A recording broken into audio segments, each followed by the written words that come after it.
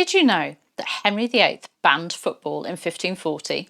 But he wasn't the only king who tried to put a stop to the sport. In fact, several English monarchs acted against it, and for good reason. Forget the game we know today. Tudor football was chaotic, violent, and downright deadly. Players could suffer broken bones, bloody noses, and even fatal injuries just from taking part. But why did Henry VIII and other kings try to ban it? And what does this have to do with archery, war, and even molehills? Let's explore the wild world of Tudor football, royal bans, and Henry VIII's surprising connection to the sport.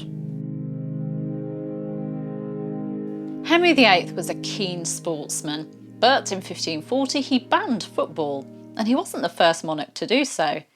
King Edward II banned the sport in London in 1314 due to the chaos it caused, saying, "There is great noise in the city caused by hustling over large balls, from which many evils may arise which God forbid.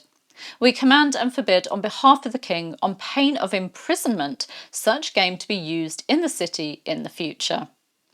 And Kings Edward III and Edward IV banned it in 1349 and 1477 respectively, believing that men should be focusing on practicing archery, which was needed for war, instead of wasting their time on football. Richard II and Henry IV also tried to ban it, as did Henry VII in 1497. In his book Sports and Pastimes of the People of England, published in 1801, Joseph Strutt explained how football was played in the 18th century, writing, "When a match at football is made, two parties, each containing an equal number of competitors, take the field, and stand between two goals placed at the distance of 80 or 100 yards the one from the other. The goal is usually made with two sticks driven into the ground, about 2 or 3 feet apart. The ball, which is commonly made of a blown bladder and cased with leather, is delivered in the midst of the ground, and the object of each party is to drive it through the goal of their antagonists, which being achieved, the game is won. The abilities of the performers are best displayed in attacking and defending the goals, and hence the pastime was more frequently called a goal at football than a game at football. When the exercise becomes exceedingly violent, the players kick each other's shins without the least ceremony, and some of them are overthrown at the hazard of their limbs. Tudor football, and I'm talking about what some of you know as soccer today, would have been similar to that, but as the Historic UK website points out, games of football would be played through the open countryside between rural villages.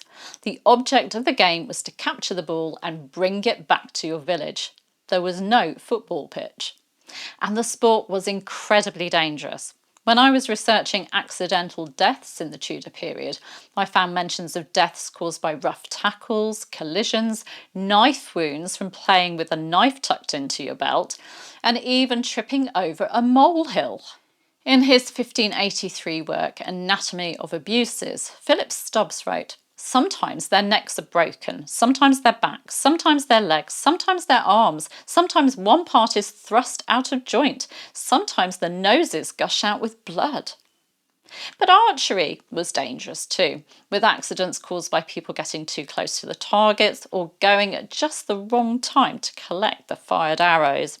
But at least archery was good practice for war. By the way, the same Henry VIII who wanted to ban football in 1540 owned a pair of football boots. Professor Maria Hayward, a historical textile expert from Southampton University, found mention of football boots being commissioned for the king in 1526 from the royal shoemaker, who made them from Italian leather and was paid 4 shillings for them. So while Henry VIII tried to ban football, he also owned a custom-made pair of football boots. How's that for irony? Maybe he enjoyed the game in his younger years, but saw its dangers as he got older and had to refrain from sports that would exacerbate his injuries and poor health. And if you think Tudor football is a thing of the past, think again.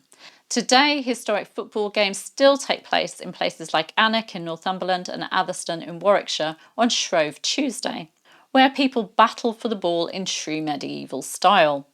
Alnwick Castle describes their annual game as a historic and brutal football match, and BBC Coventry in Warwickshire explains that Atherstone, Windows are boarded up and people gather to watch players knock 7 bells out of one another in an attempt to grab hold of a heavy leather ball.